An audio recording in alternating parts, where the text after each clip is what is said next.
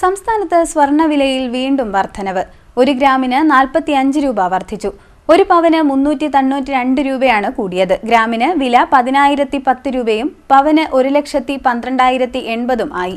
സ്വർണ്ണവിലയിൽ തുടർച്ചയായ ചാഞ്ചാട്ടം പ്രകടമാകുന്ന സാഹചര്യമാണുള്ളത്. അന്താരാഷ്ട്ര വിപണിയിലെ അസ്ഥിരതയും നിലവിലെ യുദ്ധ സാഹചര്യങ്ങളും സ്വർണ്ണവിലയെ കാര്യമായി സ്വാധീനിക്കുന്നുണ്ട്. സംസ്ഥാനത്ത് സ്വർണ്ണവില വീണ്ടും കുതിച്ചു.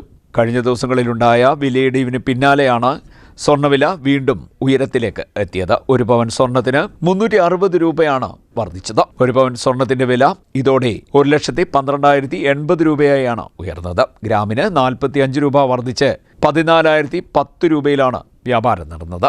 ഏപ്രിൽ മാസത്തിന്റെ തുടക്കത്തിൽ പവന്റെ വില 1,26,000 രൂപ എന്ന റെക്കോർഡ് നിലവാരത്തിൽ എത്തിയിരുന്നു. തുടർന്ന് വില അല്പമൊന്ന് കുറഞ്ഞെങ്കിലും പശ്ചിമേഷ്യൻ സംഘർഷം വിപണിയെ വീണ്ടും സമ്മർദ്ദത്തിലാക്കി.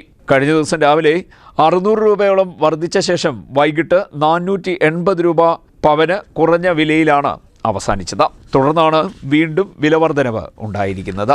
സ്വർണ്ണവിലയിൽ തുടർച്ചയായി മാറ്റങ്ങൾ പ്രകടമാകുന്ന സാഹചര്യമാണ് ഇപ്പോൾ ഉള്ളത്.